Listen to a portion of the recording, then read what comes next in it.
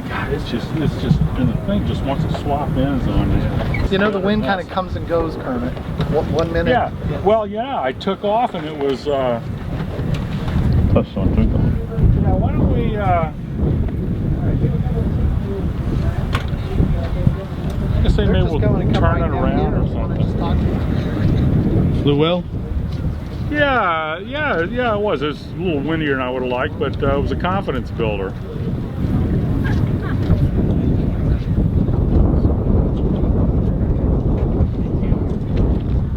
Anyway, we actually got to fly something.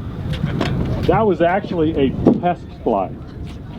So we put a new engine on it. This is not the original engine. The original engine would have been a Rotary. The airplane came with an engine like this, so we went ahead and decided we were going to go ahead and, build it up with that engine. But we actually, we've got it set up that we can actually put the original Rotary engine in it as well. This is a Warner. This would have been a 30s engine. But, I beg to differ with the gentleman in there that Richtofen was not a good pilot, because anybody that can fly one of these Fokker triplanes with a rotary engine has got to be a good pilot. There's almost no visibility for the pilot. And the reason they've got those little cutouts in the middle wing, I mean, I'm having to look under to see where I'm going. Now, once I go to take off and the tail comes up, it's livable. It's not that bad because, you just bank the airplane. If you want to see something, you move the airplane out of the way. I've always been told not to three-point the airplane. I tried it one time with a previous one that I had, and I ended up going off the runway on one wheel and an axe handle. So I found out why, and what happens is when the airplane gets down in a tail-low attitude, just like it is right now, all of the wings here, they blank out the effectiveness of the tail feathers. So the rudder and the elevator don't have a lot of, control. And if the airplane starts to turn on you, it just doesn't have an effect. Another thing that happens, hey Ken, hey, move the stick and move the aileron all the way. One of the things that happens is, see, the ailerons are kind of in trail right now. Ken's going to move the aileron over. One will go up and one will go down. Now notice that one that goes down. Just hold that one that goes down, okay? And what happens is that would want to make the airplane roll this way, correct? Okay? Well, what happens is if you slow down, this thing's at a very high angle, and most of the wings stall at about 15 degrees or something like that. What happens is if you get up close and you're slowing down, and all of a sudden the wing drops, like if you got a gust of wind or something, and you move that aileron over to pick the wing up, that aileron that went down doesn't help. What it just did was stall that wing. So instead of lifting that wing up, it actually now drops. So when I land the airplane, I always do a 2-point landing. I wait till it's absolutely dead, as slow as I can get it with the elevator forward, and then I drop it down on the skid, because the airplane has no brakes. There's no brakes. The only thing that slows it down is when it drags that skid in the back there. Why my runways are grass? Because of these early airplanes. You cannot fly this airplane off the concrete. You would have absolutely no control. It would be like trying to drive a car on ice. So you have to use the grass, because that's the way it slows the airplane down. It gives it some steering. But in the old days, they used to have big open fields they could land in. So they would always land into the wind. Well, as you saw today, when I took off, it was kind of going this way, and then all of a sudden when I landed, I had to land this way. So I don't have that option. One of the things that we went ahead and did when we bring the airplane, and you can see on this airplane, we've got it on the Fokker D8 as well, I actually connected up some cables, and I've got a little bit of a steerable tail skid back there. It'll actually steer a little bit, because I can't land, because I don't have a big open field, and I can't always land into the wind. So that's a little bit of a safety consideration I made, based on the fact that I only have 2 directional runways. But at some point, when I get more used to the airplane, I may want to just see how that works. We do have a rotary engine for the airplane, and we plan to install that. And one of the things that happens in the World War I airplanes is most of the early engines got their horsepower at a very low RPM. The best example, and most modern engines like this one get their horsepower at a higher RPM. I was cruising around about 1800 RPM up there. Takeoff was about 2200. In World War I, the engine that would have been in this engine, the red line would have been 1300. You'd be cruising around about 1150 or something. So they get their horsepower at a low RPM mainly because of the length of the throw on the crankshaft. It's got a lot of leverage. And the main difference that I can explain to maybe some of the people that don't understand what I'm talking about, everybody's heard of Harley Davidson, right? Blah, blah, blah, blah, blah. Okay, when you listen to, they get their horsepower like an early World War I engine. It's a high torque engine, and it's a lower RPM. Then all of a sudden you hear a Yamaha or a Honda go by. That high sound, that's more like a modern engine. You can get horsepower from, from power and displacement, or you can get it from RPM. The Japanese tend to make their motorcycles high RPM, some of the BMWs, and, the racing bikes and stuff. But because of the speed realm that these early airplanes flew in, and because engine technology hadn't really developed much, they were using what worked best for them, and that's how come they had the low RPM ones. Also, it's kind of interesting. Early on.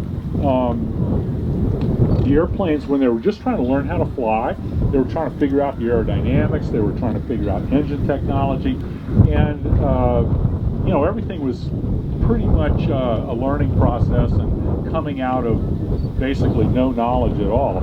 And so everything was pretty much not inadequate, but they were still trying to figure out how to make things better.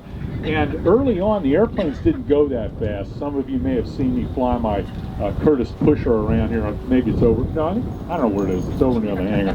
That airplane only goes 45 miles an hour. And that's about what the early airplanes before World War I, these go about twice that fast. But early on, they went about 45 miles an hour. And consequently, an air-cooled engine would have been lighter than a liquid-cooled engine. But a liquid-cooled engine had a lot of extra weight because generally they were longer, so you got a long crankshaft, you've got cooling jackets on the cylinders, you've got a radiator, you got a weight of all the water. So consequently, a liquid-cooled installation was a lot heavier than an air-cooled installation.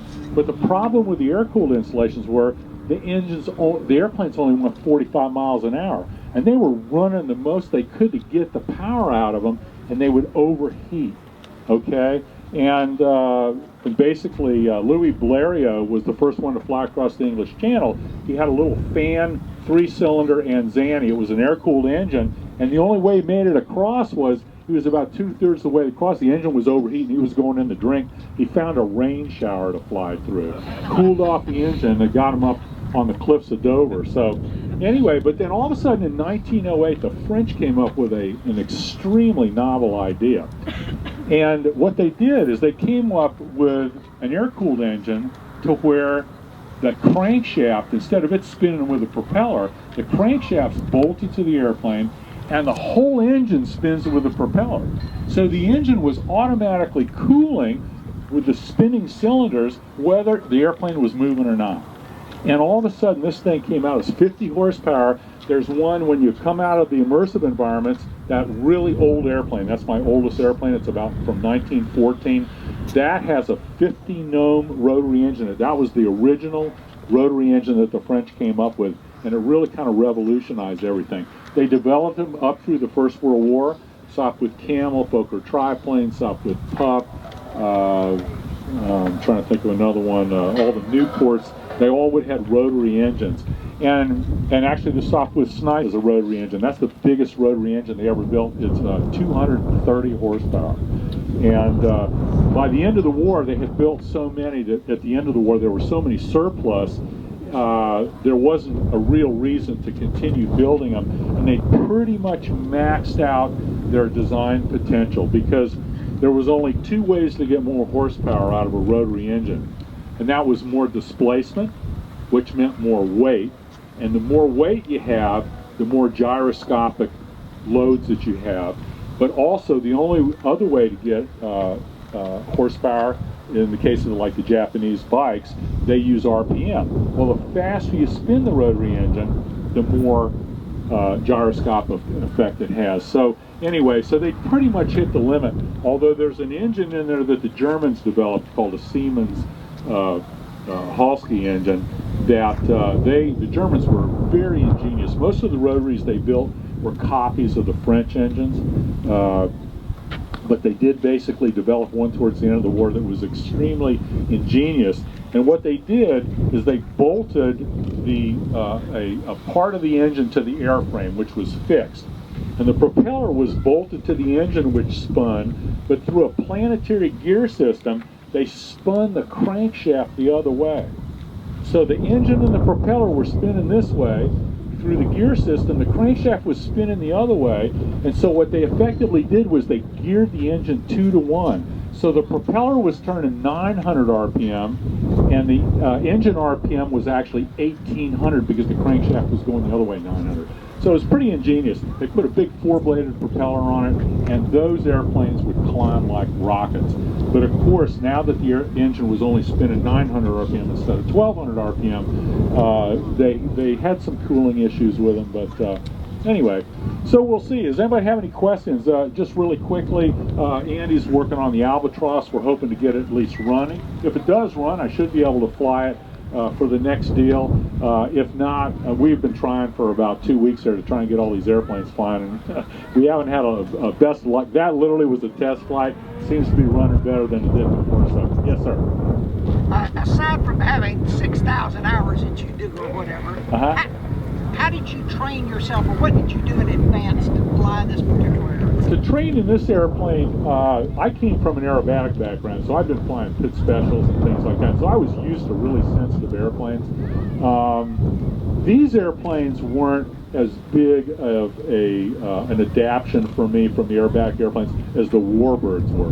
When I started flying the AT-6 and eventually the P-51, that was more of a different realm because it was faster, there was a lot more power, you know, retractable landing gear, the systems were a little bit more complex. So when I got into these airplanes, it wasn't a big jump for me.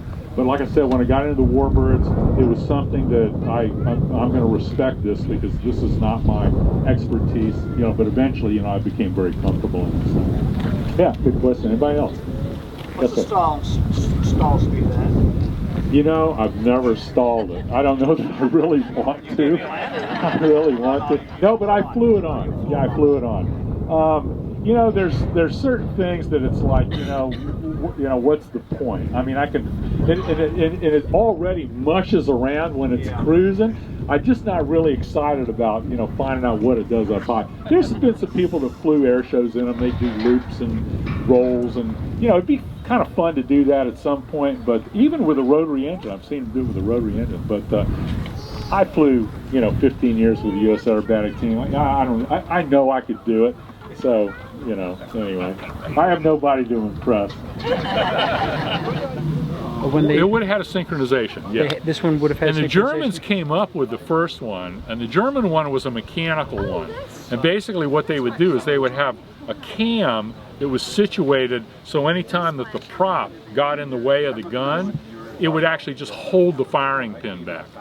So the gun wouldn't fire continuously. Every once in a while it would miss because it was being held back by the cam. And then what the British came up with was a little bit better thing. They improved on the German design. Instead of being straight mechanical, what they did is they came up with a hydraulic tube that could flex, and they would use the pulse to hold it back. So they still use a cam, but instead of just mechanically, you know, moving the cam like, you know, like a valve or something like that, they actually would use the hydraulic thing so they could actually snake the tube around. The gun sits so far back, they wouldn't have had that little comfy sort of cushioning there, would they? Oh yeah. Did they? Oh yeah, no, it's for crash.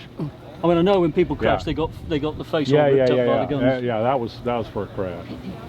Yeah, and you kind of, when you look in the cockpit too, they've never really come up with a like a dash per se on some of these airplanes. The Albatross has got a few instruments here, but a lot of them, they're just scattered around wherever they could bolt them on some. And this used to have a rotary engine? No, well, this originally had a rotary engine. This was a scrap. There's no original Fokker triplanes in existence.